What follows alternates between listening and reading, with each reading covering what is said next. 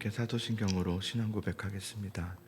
전능하사 천지를 만드신 하나님 아버지를 내가 믿사오며 그 외아들 우리 주 예수 그리스도를 믿사오니 이는 성령으로 잉태하사 동정녀 마리아에게 나시고 본디오 빌라도에게 고난을 받으사 십자가에 못 박혀 죽으시고 장사한 지 사흘 만에 죽은 자 가운데서 다시 살아나시며 하늘에 오르사 전능하신 하나님 우편에 앉아 계시다가 저리로서 산자와 죽은 자를 심판으로 오시리라.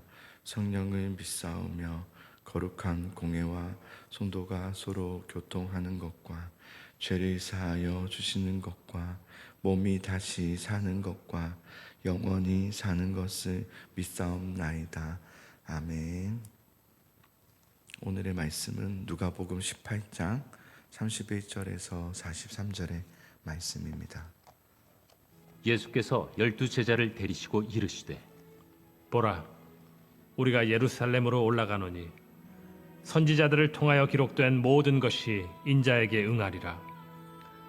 인자가 이방인들에게 넘겨져 희롱을 당하고 능욕을 당하고 침뱉음을 당하겠으며 그들은 채찍질하고 그를 죽일 것이나 그는 3일 만에 살아나리라. 제자들이 이것을 하나도 깨닫지 못하였으니 그 말씀이 감추었으므로 그들이 그 이르신 바를 알지 못하였더라.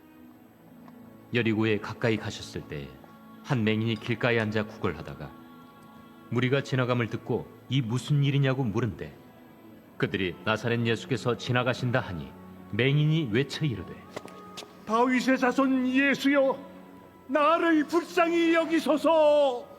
앞서가는 자들이 그를 꾸짖어 잠잠하라 하되 그가 더욱 크게 소리질러 다윗의 자손이여, 나를 불쌍히 여기소서.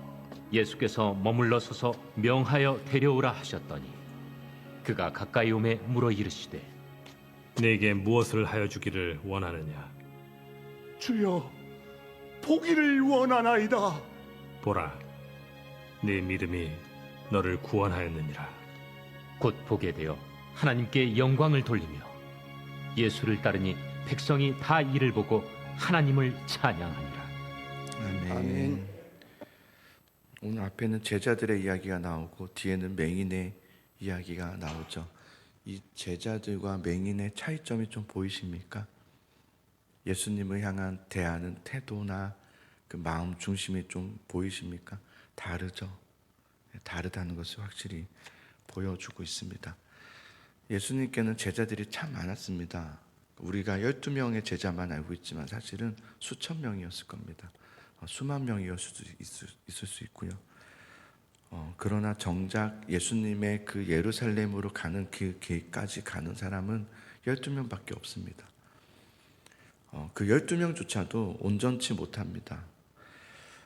예수님께서 예루살렘으로 가셨던 이유는 지금 오늘 이제 예루살렘으로 올라가신다 이렇게 됐잖아요. 12제자를 데리고 예루살렘으로 가셨던 이유는 세상 죄를 대신하여 대속물로 자신을 제물로 바치기 위해서, 죽으시기 위해서, 하나님의 그 형벌을 받으시기 위해서 가시는 길이 바로 예루살렘을 향한 길이었죠. 그래서 예수님은 예루살렘으로 가시면서 순환 예고를 또 하셨습니다. 그러니까 계속해서 순환 예고를 하세요. 이 길은 너네가 생각하는 길이 아니다 라는 것을 계속 말씀하시죠. 그래서 오늘 말씀 보면 인자는 이방인들에게 넘겨져 희롱을 당하고 능욕을 당하고 침뱉음을 당하겠으며 그들은 채찍질하고 나를 죽일 것이나 나는 3일 만에 살아나리라. 그래서 이는 선지자들을 통하여 기록된 모든 것이 응하게 하심이라. 인자를 통하여 구약시대 때부터 수많은 선지자들이 선포했던 예언했던 오실 메시아 그리스도가 바로 나다. 근데 나는 그곳에 가면 영광으로 들어가는 것이 아니라 고난으로 들어갈 것이다 라는 것을 말씀하시는 거예요. 그러니까 예수님께 가장 중요했던 사명 중에 하나는 십자가의 사명입니다. 죽는 길이죠. 죽어야 다시 사는 거죠. 죽어야 우리와 하나님과의 관계의 그 죄의 문제를 해결할 수 있는 거죠. 예수님은 그 죽으심의 사역을 하기 위해서 형벌을 받으시기 위해서 예루살렘으로 가신 겁니다. 그리고 다시 살아나심으로 통해서 모든 인류에게 하나님과 우리 사이에 깨어졌던 관계를 회복하게 하신 거죠. 예수 그리스도를 통해서. 구약 시대 때는 이제 성소가 있었고 지성소가 있었잖아요. 지성소 안에 하나님의 임재가 있었죠. 그 안에서만 하나님을 만날 수 있었습니다. 그 지성소로 들어가기 위해서는 휘막을 걷어서 통해서 들어가야 됐습니다. 근데 예수님이 십자가 죽으셨을 때 그 휘장이 위에서부터 아래까지 쫙 찢어지지 않았습니까? 이제 온전한 휘장이 되신 예수 그리스도, 우리는 이제 예수 그리스도를 통해서만이 하나님께로 나아갈 수 있는 유일한 길을 얻게 된 거죠. 예수님께서 그 일을 하시기 위해서 이제 그 예루살렘으로 가시는 거예요. 그래서 그 고난을 얘기하신 거예요. 고난만 얘기하신 게 아니에요. 살아날 것을 얘기하셨어요. 자, 그런데 34절을 보세요. 제자들은 이것을 하나도 깨닫지 못하였으니 그 말씀이 감추었으므로 그들이 그 이르신 바를 알지 못하였다. 이렇게 되어 있습니다. 제자들이 깨닫지 못하고 알지 못한 이유는 말씀이 감추어졌기 때문이다. 말씀이 감추어졌다는 것은 뭐냐면 하나님께서 그들에게 깨닫지 못하도록 했다는 것이 아니라 제자들의 선입견 때문이라고 말하는 겁니다. 선입관, 잘못된 메시아상, 하나님은 이래야 돼, 하나님은 그래야 돼. 오늘날 많은 크리스찬들이 가진 선입견, 선입관이 있죠. 그래서 우리는 하나님께 매달리기보다는 문제에 매달립니다. 하나님은 나를 사용하시는 나의 도구인 거예요. 나를 도와주셔야 돼. 안 도와주시면 그건 선하지 않아. 뭐 그런 거. 선입관. 이 제자들은 메시아에 대한 잘못된 선입관, 그 당시에 다 그랬습니다. 잘못된 선입관을 가지고 있었습니다. 그래서 예수님께서 그토록 고난의 길을 갈 것이라고 상상하지도 않았습니다. 그러니 말해도 들리지 않죠. 왜냐면 내 생각이 아니니까. 그래서 말해도 아멘이 되지 않습니다. 예, 이게 안 됩니다. 정말 그래요. 내 선입관, 이게 하나님의 말씀을 듣지 못하게 하는 감추임이 되죠. 그래서 예수님을 따르기는 하는데 지금 이 길이 십자가의 길이라는 것을 생각지도 못했던 겁니다. 제자들은. 그리고 그 길이 결국은 십자가의 구원의 길이라는 것도 생각지 못한 거죠. 자, 그러고 나서 바로 이어지는 이야기가 맹인에 대한 이야기가 나오죠. 그렇게 예수님께서 예루살렘으로 가시기 전에 여리고를 지나가야 되거든요. 여리고는 예루살렘 밑에 있습니다. 그래서 여리고를 이렇게 통과할 때 이르렀을 때에 한 맹인이 구걸하고 있을 때 평소와 달리 많은 무리들이 막 지나가는 거예요. 그래서 그 지나감을 듣고 지나가는 누군가에게 물어요. 저기요, 무슨 일입니까? 지금 왜 이렇게 사람들이 갑자기, 맹인이 볼 수는 없지만 귀는 봐 있죠. 그래서 무슨 일입니까? 그러자 사람들이 그런 얘기를 합니다. 지금 이 앞에 나사렛 예수께서 지나가십니다. 이렇게 얘기하죠. 그러자 그 맹인이 예수님 어딘지 모르잖아요. 큰 소리로 외쳐 이르되, 이렇게 외칩니다. 다윗의 자손 예수여, 나를 불쌍히 여기소서. 다윗의 자손 예수님, 이게 아니라요, 다윗의 자손 예수여, 그리고 나를 불쌍히 여기소서, 이렇게 외칩니다. 그러자 앞서가는 자들이 그랬죠. 앞서가는 자들이 그를 향해 꾸짖어 이르되 잠잠하라. 그러니까 잠잠하라 이렇게 하는 게 아니라 꾸짖었다는, 야 조용해, 이렇게 했다는 거죠. 그러지 마, 막 그랬다는 거죠. 잠잠하라. 자, 그런데도 불구하고 맹인은 더욱 크게 소리 질러 외치되 다윗의 자손이여 나를 불쌍히 여기소서 한 거예요. 제가 다윗의 자손을 강조했던 이유가 뭐냐면 그 당시 다윗의 자손이라는 말은 금지어입니다. 절대로 사용하면 안 되는 용어예요. 왜냐하면 다윗의 자손이라는 게 뭡니까?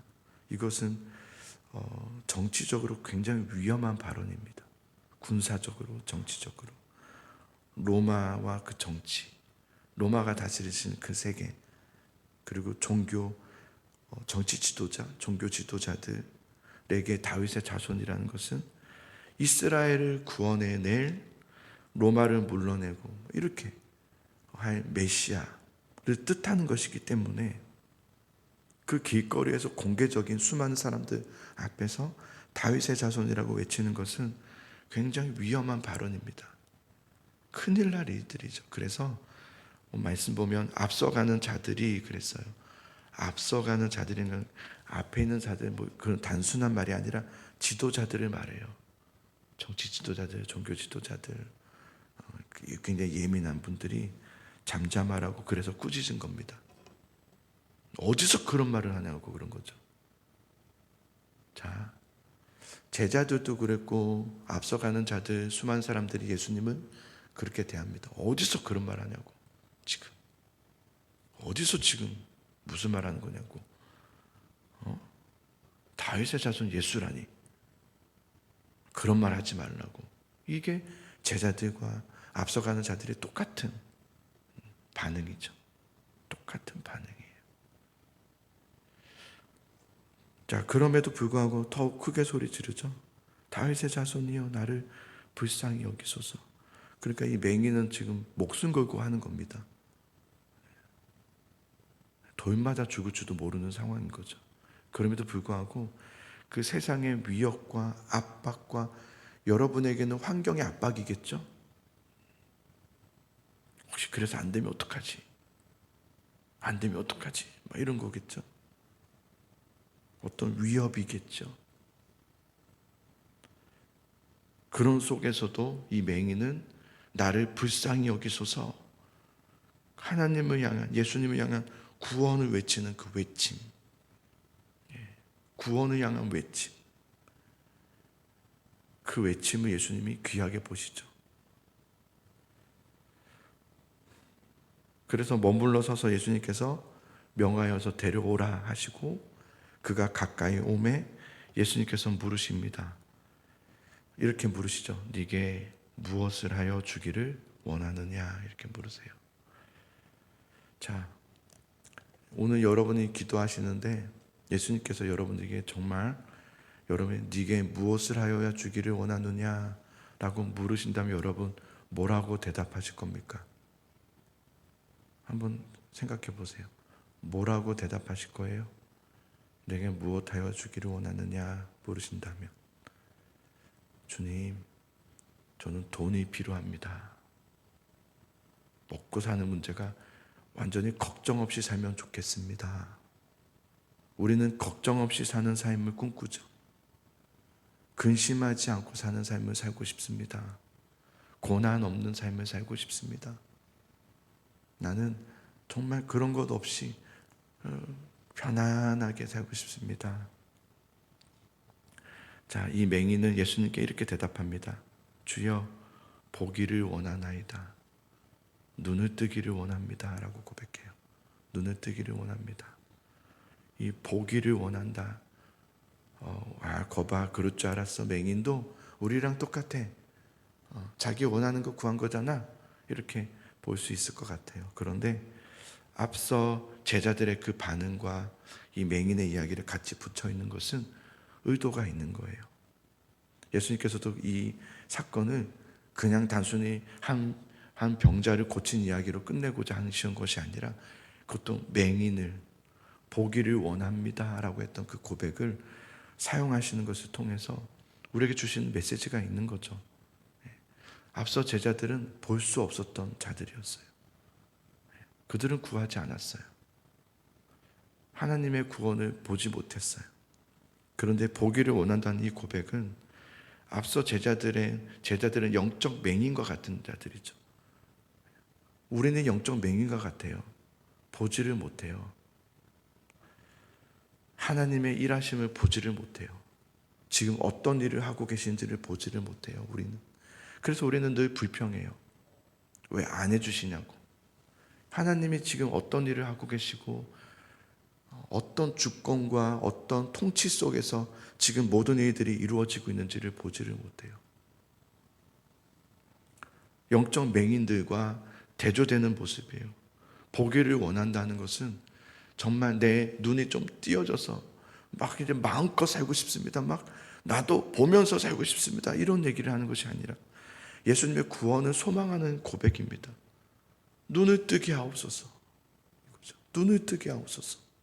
이 고백 아닙니까? 그래서 예수님의 맹인의 이 고백에 그 다음 대답이 뭡니까? 그래 너는 볼지어다 라고 하지 않으세요. 그죠?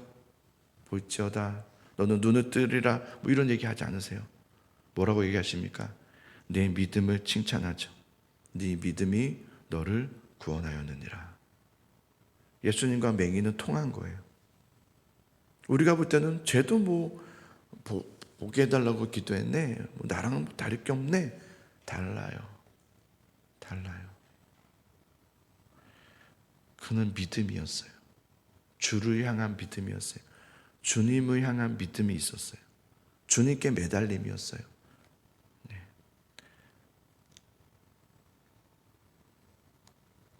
예수님은 그 믿음을 칭찬하시죠. 어제 우리가 나눴던 말씀에 구원이 뭡니까? 어린 아기와 같이 절대 의존적 존재가 되는 것. 난 하나님 없이는 살 수 없어요 라고 하는 그것이라고 했죠. 그렇습니다.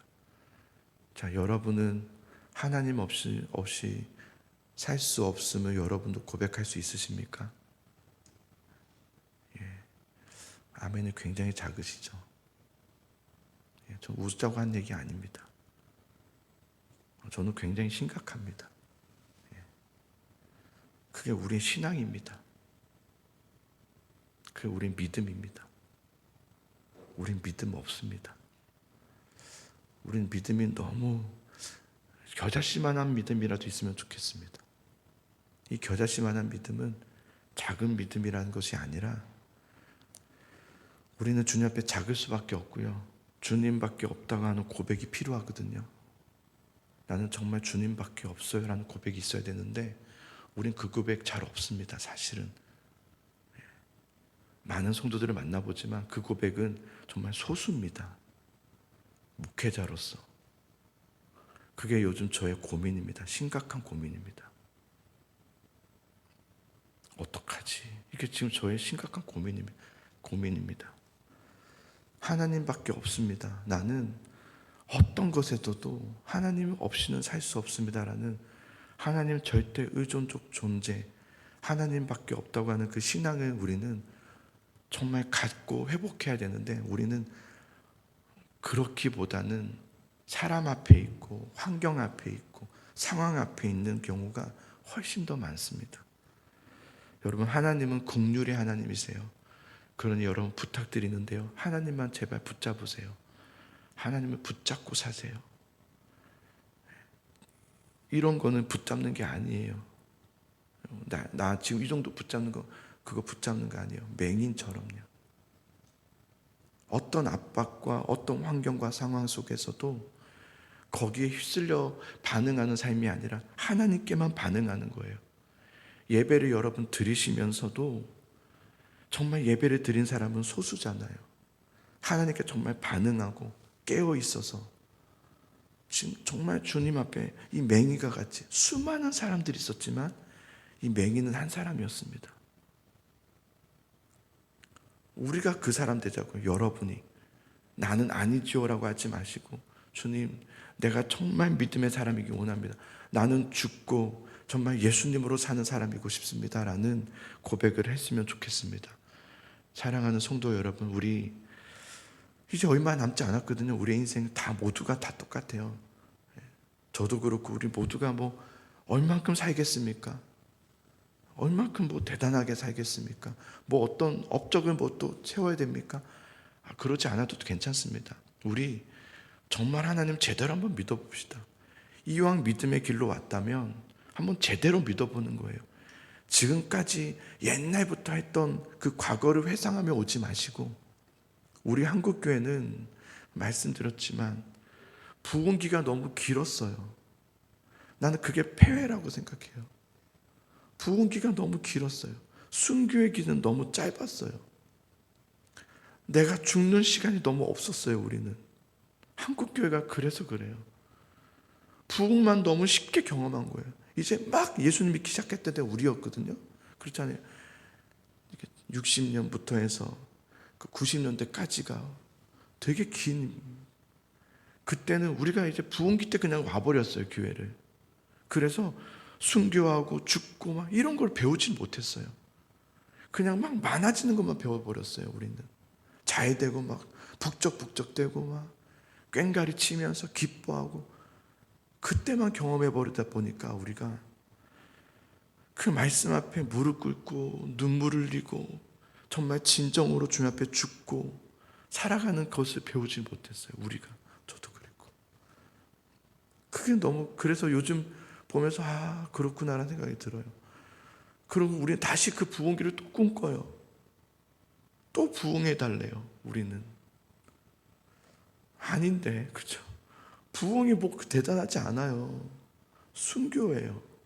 주님, 나는 예수님으로 죽고, 주님, 나는 예수님밖에 없습니다. 이 신앙을 돌아가야 돼요. 그렇게 돌아가질 않으면 안 돼요. 그래서 여러분, 우리 하나님께 매달리고 정말 하나님께 구하시고 예배를 드리려면 제대로 정말 온 마음을 쏟아내면서 예배를 드리시고 예배로 들어오셔서 주님 앞에 예배하시는 여러분 되시기를 간절히 소망합니다. 우리 같이 531장 찬양하면서 주님의 부르심에 나아갑시다.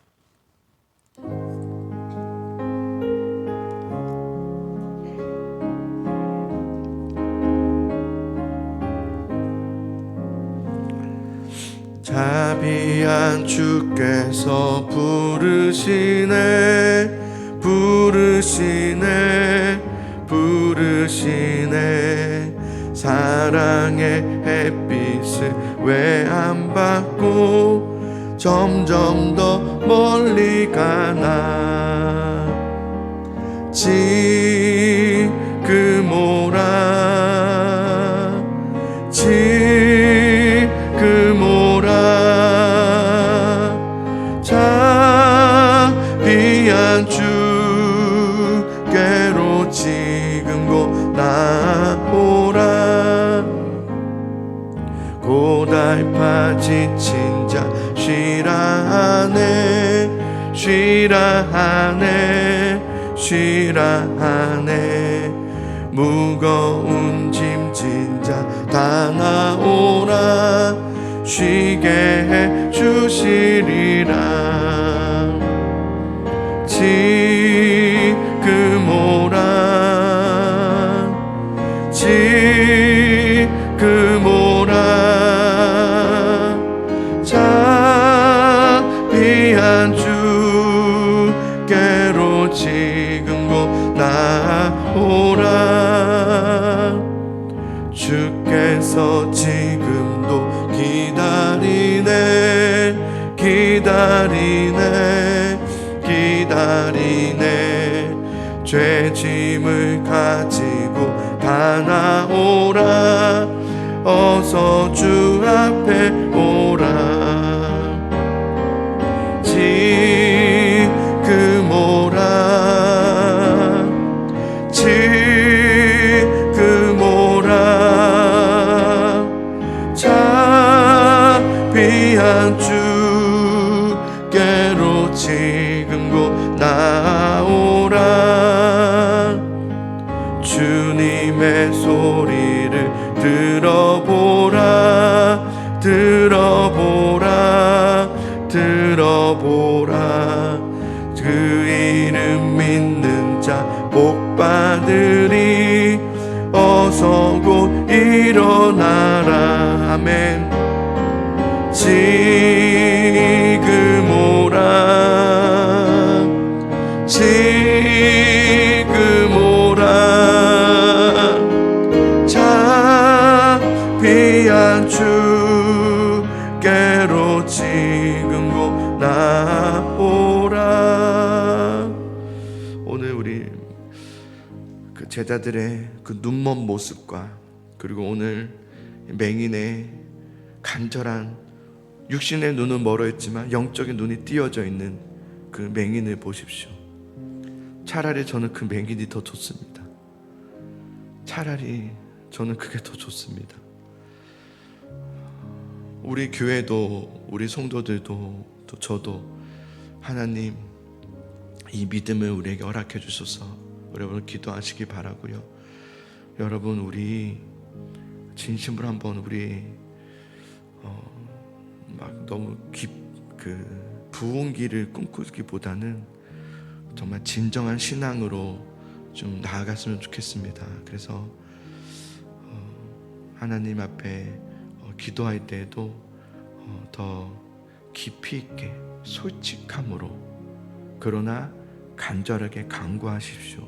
주여 나를 낫게 하소서. 주여 내 눈을 열어주소서. 보기를 원합니다. 주님 정말 예배하는 예배자가 되기를 원합니다. 정말 하나님의 자녀가 되고 싶습니다. 그렇게 여러분 기도하시는 시간 되기를 바라요. 여러분 하나님이 여러분 굉장히 사랑하시거든요. 그래서 부르시는 거예요. 그 부르심에 반응하세요. 그래서 우리 같이 기도한 시간들을 가져보면 좋겠어요. 사람들 생각하지 마세요. 하나님만 바라보시면서 주여 나를 구원해 주소서. 주여 나를 건져 주소서. 진짜 믿음의 사람이 되게 하소서. 우리 그렇게 기도하시고 또 우리 아픈 성도들이 있어요. 수술한 성도도 있고 또 계속 치료 중에 있는 성도들이 있는데 주여 육신만이 아니라 영을 또한 고쳐주소서. 치료해 주소서. 우리 예수사랑교회가 정말 하나님의 붙드시는 하나님만을 의지하는 하나님께만 귀를 기울이는 그런 교회가 될 수 있도록 도와주십시오. 사람들이 원하는 대로 가는 교회가 아니라 하나님께서 원하시는 대로 가는 교회가 되게 하여 주옵소서. 우리 같이 주님의 이름을 부르면서 함께 통성으로 기도하며 나아가겠습니다. 기도합니다. 주여 아버지 하나님 감사합니다. 우리를 새벽을 깨우게 하심을 감사합니다. 우리 새벽 기도 동역자들입니다. 너무나도 귀한 동역자들입니다. 기도하는 동역자들입니다. 하나님 우리는 더 깊어지기를 원합니다. 하나님 더 깊어져서 더 하나님의 진리의 말씀을 알기를 원하고 우리의 이 가르침은 예수님의 가르침들입니다. 예수님의 가르침을 잘 배울 수 있도록 도와주소서. 저의 가르침이 아니라 예수님의 가르침입니다. 예수님의 가르침을 잘 듣게 해주시고 하나님 아버지 우리가 영적인 맹인들이 되지 않게 해주시고 하나님을 바라보는 믿음의 신앙을 허락해 주시기를 원하고 소망합니다. 오 내 아버지 하나님 도우소서. 하나님 아버지 붙잡아 주소서. 하나님을 의지합니다. 하나님을 갈망합니다. 하나님 보기를 원합니다. 하나님 구원해 주시옵소서. 우리 예수사랑교회를 구원해 주시옵소서. 우리 예수사랑교회 성도들을 구원해 주십시오. 하나님 한 정도 모두 놓치고 싶지 않습니다. 하나님 정말 믿음의 자녀가 되기를 원합니다. 하나님을 믿는 자녀로 거듭나는 역사가 일어나기를 원합니다. 아버지 하나님 도우소서. 하나님 아버지 붙잡아 주소서. 하나님 그냥 즐겁고 재밌고 그냥 그 옛날에 우리 옛날처럼 그냥 부흥기를 경험하는 것을 꿈꾸기보다 순교기를 나아가기를 원합니다. 말씀으로 엎드리기를 원하고 정말 눈물로 통회하며 참회하며 기도하던 하나님 이때를 회복하기를 원합니다. 하나님 정말 참회하며 통회하며 기도했던 하나님 그 믿음의 신앙을 회복하는 교회가 되기를 원합니다. 아버지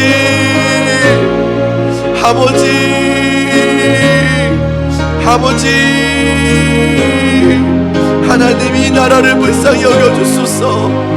이 한국교회를 불쌍히 여겨주소서. 우리 교회를 불쌍히 여겨주소서. 하나님 주님 앞에 깨어있기를 원합니다. 하나님 깨어있는 주의 종이 되기를 원합니다. 하나님 아버지, 우리를 불쌍히 여겨주시옵소서. 아버지, 우리를 불쌍히 여겨주소서. 하나님, 우리 영을 깨워주소서. 우리 영혼이 깨어나게 해주소서. 예배를 예배드리게 하여 주시옵시고, 사람에게 반응하지 않게 하시고, 하나님께 반응하게 하시고, 환경에 매달리지 않게 하시고, 하나님께 매달릴 수 있도록 도와주소서. 하나님을 붙잡을 수 있도록 도와주소서. 내 믿음이 너를 구원하였느니라. 내 믿음이 너를 구원하였느니라. 이 말을 듣게 하여 주시옵소서.